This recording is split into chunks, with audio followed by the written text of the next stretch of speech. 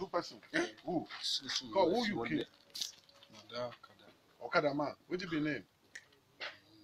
Why you kill her? I carry him from the commander. If your person, he get Okada, he carry you, or Bena you carry him? He carry all of us. He carry the 3 of you. Okay. Inside the farm. Okay. I kill him. The commander kill him. Okay, commander kill him. Your commander. Why he kill him? Because of machine. Why a machine? Where the machine? He did for our commander Abida. Abida. At where? He did. You dey where? Talk now. He did in Kogi. Kogi. He carry the Okada go. He carry Okada go. Okay, the person one I kill, where I put him? He did that place. Where? He did where? On Tapaji Road. On the Tapaji Road. Talk now, I didn't hear you very well. Where? On Tapaji Road. On the Tapaji Road. On a bury him? How will I take bury him? Our commander get hole. He get hole. He dig hole. And do it again. Do for land. He do for land, for ground. He come bury him. Look up.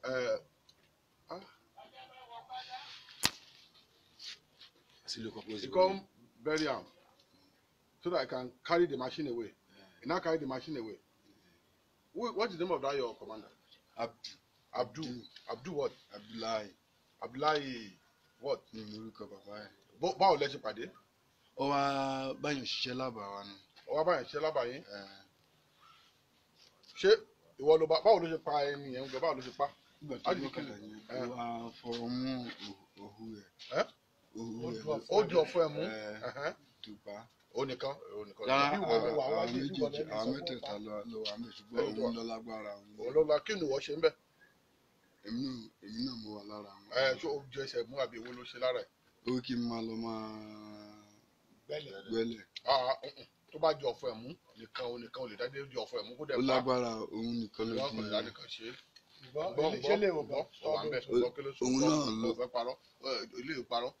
How did you? Oh, yeah, I'm not that time. How did you 3 of you kill him? How did you kill him? Not 2 persons. 2 persons. Talk, man. How did you talk? That guy, Abida, and commander. Not be Abdullahi, na Abida. Yeah, Abdullahi. They kill him. They kill him. Him and who? Abdullahi and who? This one, what do you be name? Ayo. Where are you from? From Kogi State. Okay. Where is Ayo? Where is Ayo?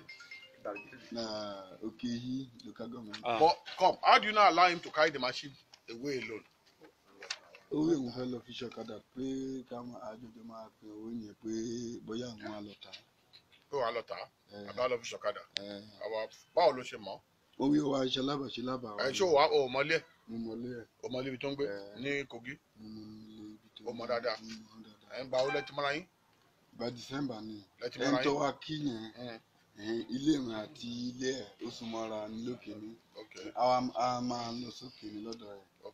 Ibi tẹ́ pa ẹni ẹ̀ tẹ́ sísí ó mọ̀ bẹ̀. Ó mọ̀ bẹ̀ tó bá o lè mú wa débẹ̀. Ká lọ wò òkú yẹn wà ń bẹ̀. Ó tọ́jọ́ mélòó báyìí?